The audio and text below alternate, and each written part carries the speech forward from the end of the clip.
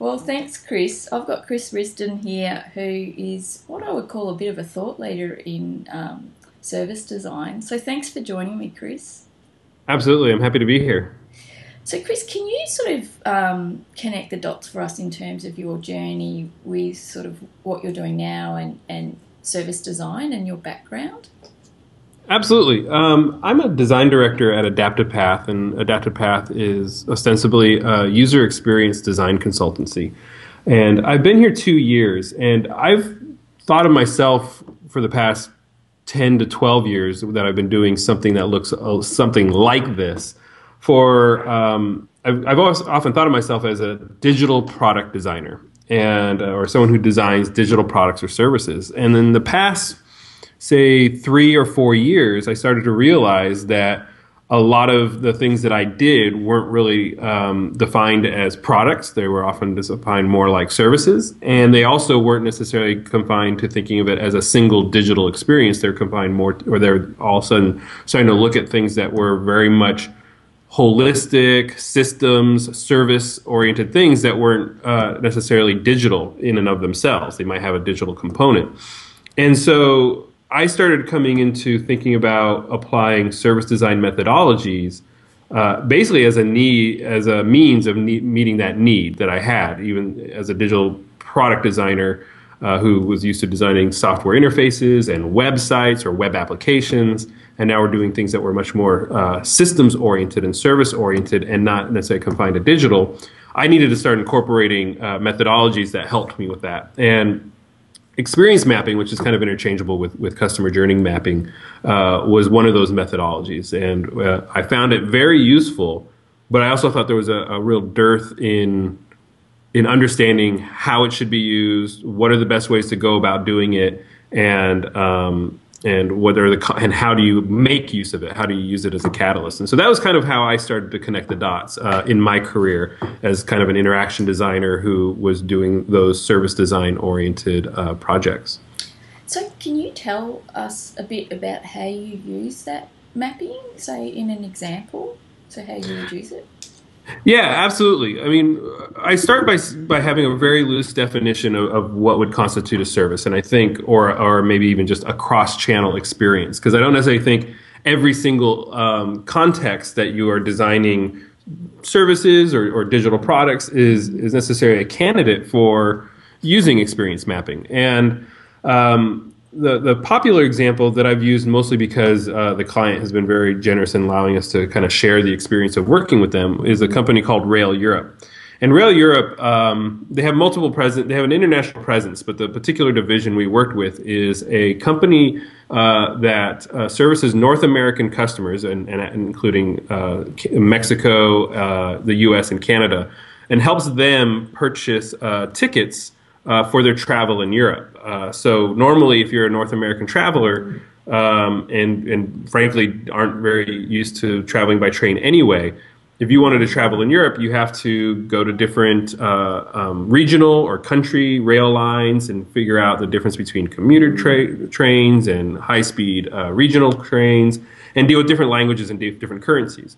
So they act as a kind of a travel aggregator for ticketing for European rail lines. And they had done a really good job of creating a website that was transactionally really good. It allowed people to find a lot of information about the trains and the routes and purchase their tickets and find out what that and how to get those tickets. And they had a good mobile app. Matter of fact, AdaptPath helped them design their mobile app, so I would like to think that it's good. They have a good mobile app as well that helped them as well. And they actually had an award-winning call center, customer service center, which was really good because they weren't just an outsourced call center that was scripted. They were really well trained in understanding European rail travel, how to navigate the platforms and the train stations, how to understand the schedules and all this stuff. So they were very helpful.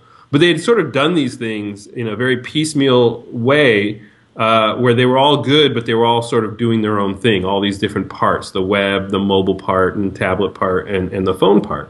And so they came to us asking for help about, like, we want to make this feel like a more seamless service, like a whole service and not different pieces. And the way we want to do that is by have a deeper understanding of the entire customer journey, from the time they want to research and think about their travel to the point that they've returned from their trip. And then find out how Rail Europe is actually relevant in the different parts of that journey. And so one of the things we did, and we did a few things, but one of the things we did was create that experience map where we did qualitative research with some of their recent customers, and we did some quantitative research where we did a survey, and used that insight to kind of construct an archetype journey. So in many ways, if anyone is familiar with personas, which are a tool that they are used in user experience and sometimes in marketing as these archetypes of a customer type, the experience map is kind of the persona put to action, put to time and place. So we understood what's the persona doing at different stages of the journey. So in this particular example for Rail Europe, we knew there were sort of these 6 stages of the journey. One was researching the trip. Another one was doing the actual shopping of creating your itinerary and understanding what you were going to do. The third was the transactional part of purchasing the tickets. And the fourth is actually the fulfillment of the tickets, because you might get them as an e-ticket, you might get them as a mailed hard copy ticket, and then sometimes you got them on the train station at a kiosk. And then there's the actual travel, and then there's the post-travel. So we use that stage as sort of a framework in which to start to construct kind of that archetype journey, that persona put to action. And we kind of wanted to know, we wanted to know like 3 things within those stages. What were customers doing, thinking, and feeling? And the doing is obviously their behaviors. What are the actual things that they were doing at any given point in time? The thinking is kind of their mental model. Like, what are their expectations and assumptions? What do they think is supposed to be happening, and how well is that actually being followed through on? And then the feeling are the emotions that they're having, like the kind of things of their core motivations of like, why am I doing this, and how am I responding to this? Excuse me. And so that's kind of an example where we started to do that so that they, as an organization, could have this sort of shared reference.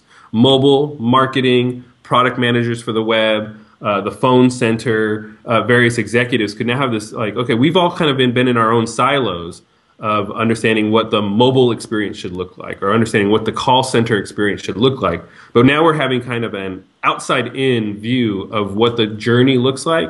And then our next step would be then how when we see gaps and opportunities and themes within that journey, how are we able to now kind of, in a unified way, take that outside-in approach to supporting what we know would be a good journey, addressing opportunities, addressing gaps or pain points, so that we can do that and kind of lower our silos a little bit, because a lot of those times, something might need to work in concert, like the mobile and the phone channel, because somebody might actually be referencing something on the web or the mobile while they're on the phone instead of thinking about it individually.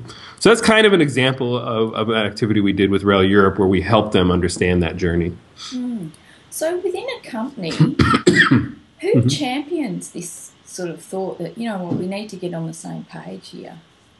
That varies a lot, and I've kind of seen 2 trends. I mean, they've been distinctly bottom-up trends and distinctly top-down trends. And you can use these. There's typically 3 ways that you use this activity in the artifact that comes out of it. And one would be organizationally. So if we can get on the same page, we can lower our silos a little bit. We can understand where we marshal our resources, what are the types of things we need to hire for, how do we need to organize our company a little better now that we have this sort of North Star experience that we want to support.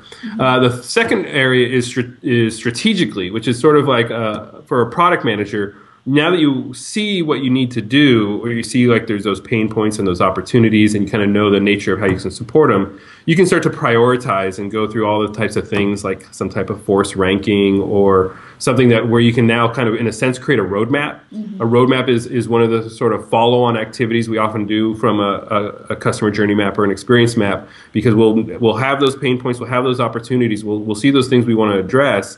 Now we can start to prioritize them and essentially create a roadmap of how we want to evolve that journey so that we're making it a better experience. And then the third way is tactically, which is much more like understanding, pulling out a touch point from that journey. So we understand the touch points are the different connections where a customer interacts with the company. And now with the journey map, you have some